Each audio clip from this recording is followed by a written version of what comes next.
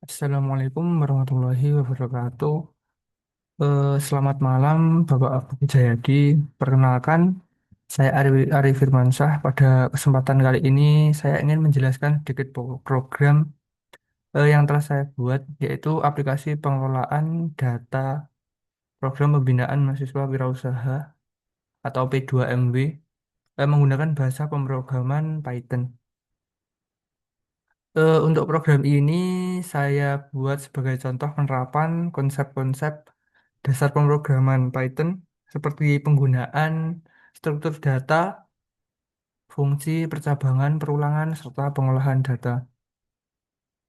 Ya, untuk tujuan dari program ini adalah untuk membantu proses pengelolaan data peserta P2MW agar lebih terstruktur mulai dari penambahan data, pengambilan data, mengubah data, menghapus, dan mencari data, hingga menghitung total dana dari pengajuan tersebut.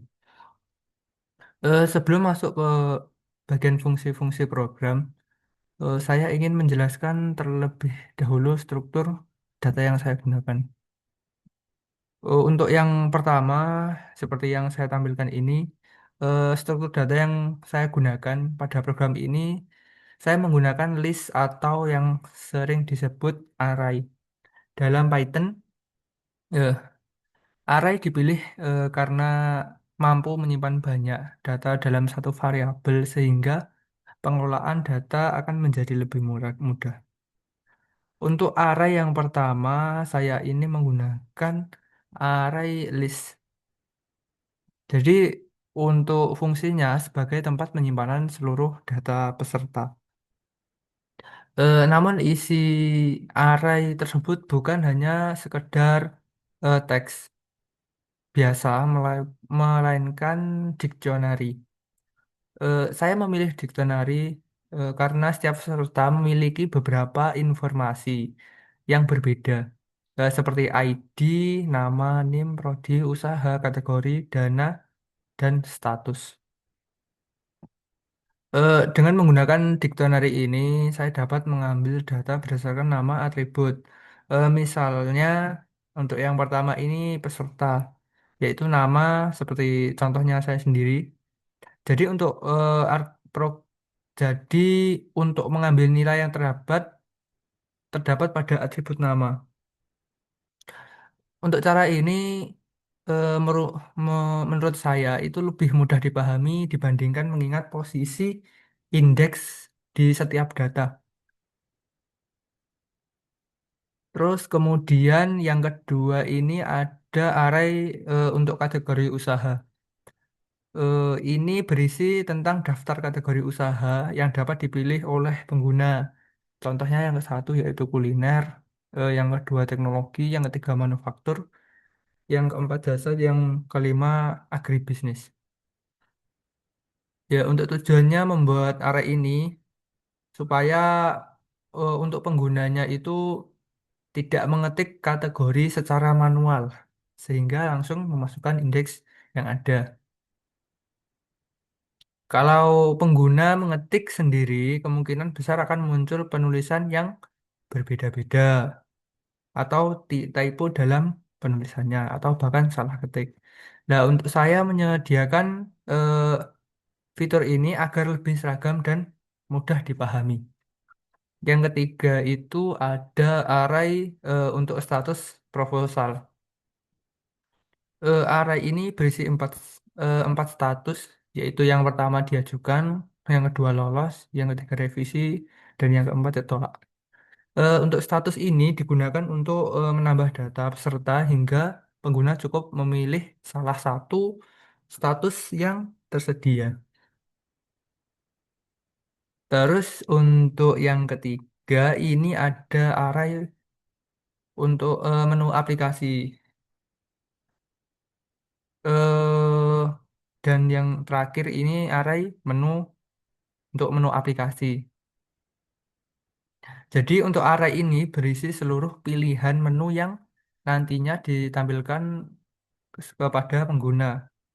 Dengan cara ini, apabila suatu saat saya ingin menambahkan menu baru, saya hanya cukup mengetik menu yang ada, kemudian langsung bisa keluar apa yang saya inginkan. Untuk jenis array yang saya gunakan ini lebih ke array dictionary yang pertama ini dan yang kedua ini ada array indeks satu dimensi, yang selanjutnya ini tetap sama, yang ketiga tetap array indeks satu dimensi, dan yang terakhir juga array satu indeks satu dimensi. Kemudian ada eh, ada fungsi atau function. Setelah data disiapkan, saya membagi program menjadi beberapa fungsi. Jadi di Python ini saya menggunakan kata kunci def untuk menampilkan data. Jadi artinya saya membuat sebuah fungsi yang bernama tampilkan data. Untuk saya membagi program menjadi beberapa fungsi agar setiap fungsi hanya memiliki satu tugas. Selain membuat program lebih cepat dan rapi, cara ini juga memudahkan ketika program ingin dikembangkan atau diperbaiki. Pada program ini terdapat beberapa fungsi, yaitu yang pertama ada tampilkan data, terus ada tambah data, revisi, hapus, tarik, dan total dana hingga status proposal. Terus yang selanjutnya ada eh,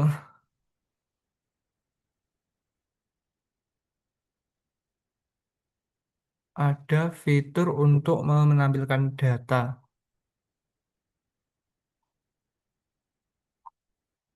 Jadi fungsi yang pertama untuk tampilkan data ini, sebelum data ditampilkan, program terlebih dahulu mengecek apakah data peserta sudah ada atau belum.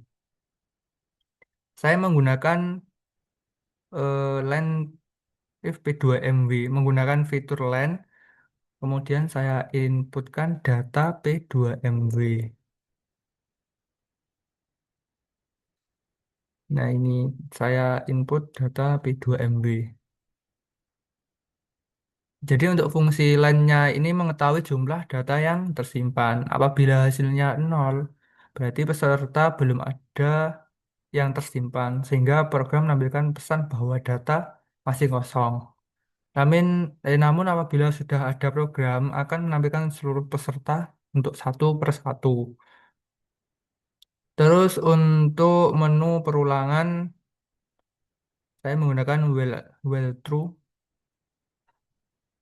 Terus yang selanjutnya ini ada bagian untuk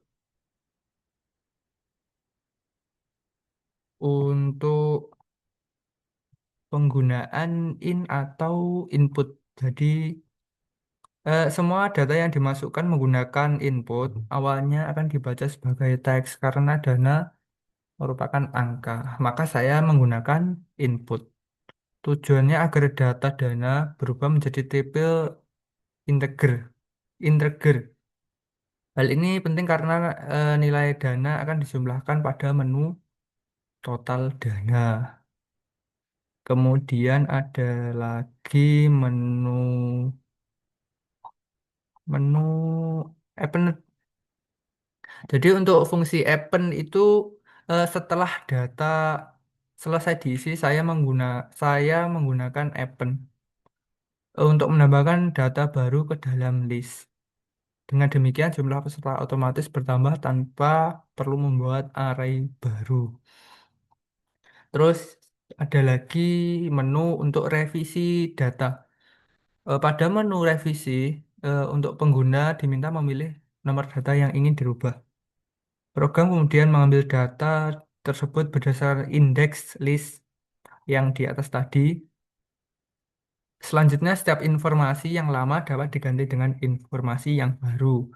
Pada fungsi ini, konsep yang digunakan adalah mengubah isi dari dictionary yang di atas yang sudah ada. Itu. Terus yang selanjutnya ada menu fungsi untuk hapus data.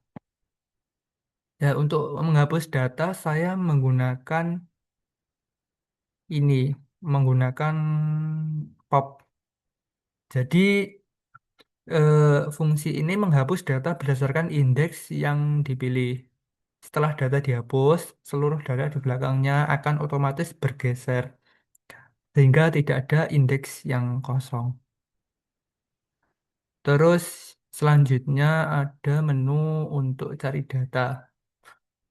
Pada menu pencarian, eh, pengguna bisa memasukkan nama atau NIM Terus kemudian program ini akan melakukan pencarian menggunakan perulangan for. For peserta in data P2MB. Apabila datanya sesuai, maka informasi akan ditampilkan. Kalau tidak, ini akan print data tidak ditemukan. Kemudian ada lagi fungsi untuk total dana. Ya, untuk fungsi ini digunakan untuk menghitung seluruh dana yang diajukan peserta. Saya membuat variabel total dengan nilai awal 0. Kemudian melakukan perulangan for di setiap nilai. Nah, peserta dijumlahkan dengan menggunakan operator. Ini untuk plus dan sama dengan peserta dana. Jadi untuk hasil akhirnya adalah total dari keseluruhan dana yang diajukan oleh peserta. Jadi yang diinput itu ada beberapa menu tambah data seperti tidak hanya satu peserta yang diinput, itu kan ada banyak sehingga nanti akan menampilkan jumlah data dari semuanya. Terus selanjutnya ada fungsi menu proposal lolos. Ya, untuk pada menu ini saya menggunakan persabangan if. Saya menggunakan persabangan if ini. Jadi untuk program ini akan memeriksa status tiap peserta. Apabila statusnya lolos, maka data tersebut akan ditampilkan. Jika tidak ada atau belum lolos, maka ini akan ditampilkan print belum ada proposal lolos. Terus kemudian untuk yang terakhir, program utama yang digunakan di sini saya menggunakan while true. Menurut saya bagian ini merupakan bagian yang paling penting karena berfungsi agar aplikasi tetap berjalan. Untuk selama kondisi true, program akan terus menampilkan menu utama setelah satu proses selesai. Misalnya, setelah selesai menambahkan data yang di atas tadi, eh, program tidak langsung berhenti, tetapi kembali lagi ke menu utama. Begitu juga setelah melihat data, menghapus data, maupun mencari data. Program hanya akan berhenti ketika pengguna memilih menu keluar. Saat menu tersebut pilih, program menjalankan perintah break. Untuk tata cara penggunaannya kurang lebih seperti ini.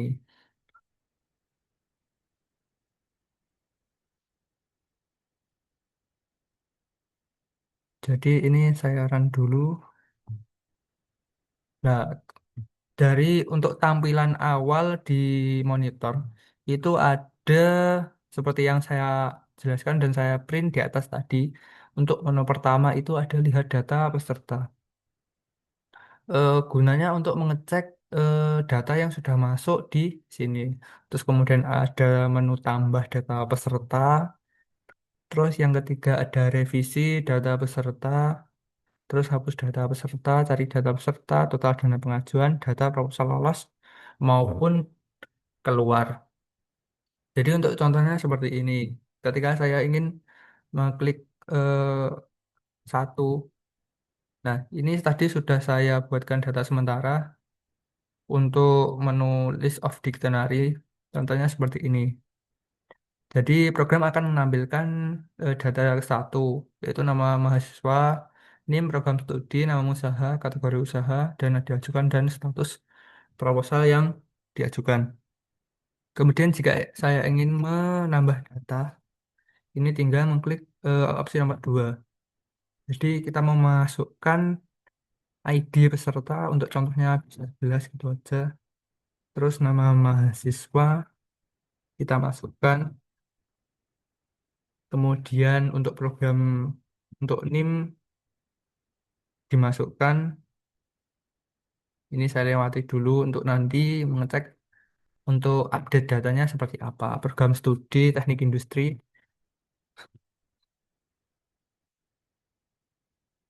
Terus nama usaha contohnya kemasan. Untuk kategori berarti untuk di manufaktur.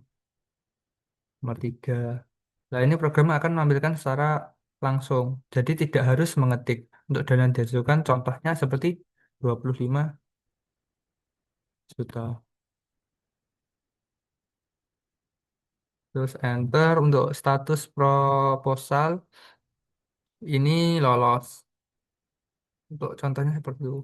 Ini kan untuk posisi tadi sudah saya masukkan. Tetapi ini bagian nomor NIM ini sengaja saya kosongi.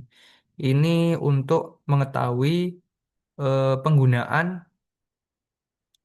untuk poin ketiga ini revisi data peserta. Jadi fungsinya itu untuk mengubah status yang ada di dalam data tersebut.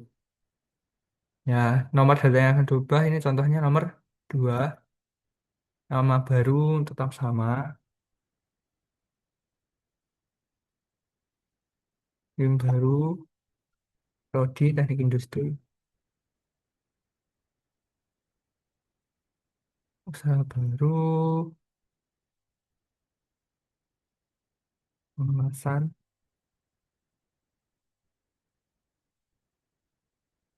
Terus lanjut dana baru yaitu sekitar 10 juta.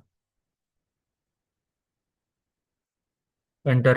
Kemudian untuk fungsi dari yang keempat untuk menghapus data peserta. Saya ingin menambahkan satu data eh, tambah data peserta lagi untuk mempermudah di menu 4.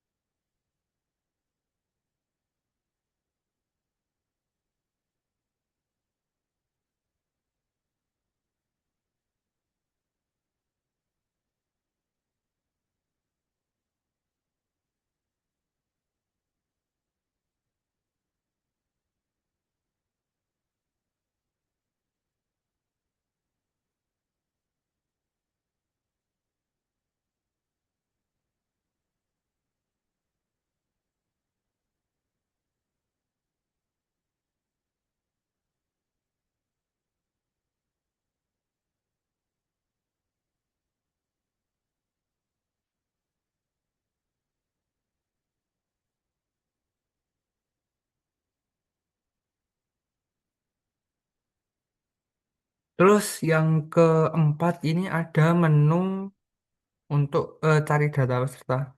Jadi program akan menampilkan seperti ini. Saya ingin mencari data peserta. Contohnya saya ingin mencari nama yaitu Rizky. Seperti yang saya inputkan di yang pertama tadi. Nah, jadi munculnya akan seperti ini. Data tidak ditemukan. Dikarenakan apa? Dikarenakan ada kesalahan ini pengguna harusnya ini pakai Y.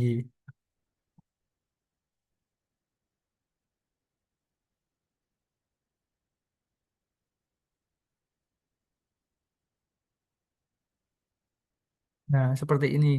Jadi jika ada kesalahan penulisan seperti ini, eh, memasukkan nama seperti ini, jadi secara langsung program itu tidak akan menemukan data. Kemudian saya revisi lagi untuk namanya saya ganti Rizky. Kemudian datanya ditemukan namanya Rizky, usaha pengelasan dan status lolos. Kemudian Selanjutnya itu ada menu untuk total dana pengajuan. Jadi total dana pengajuan ini kan saya tadi menginput tiga data peserta. Jadi untuk total dari semuanya itu berapa gitu bisa dicek. Nah, ini total dana pengajuan sekitar segini. Ini didapat dari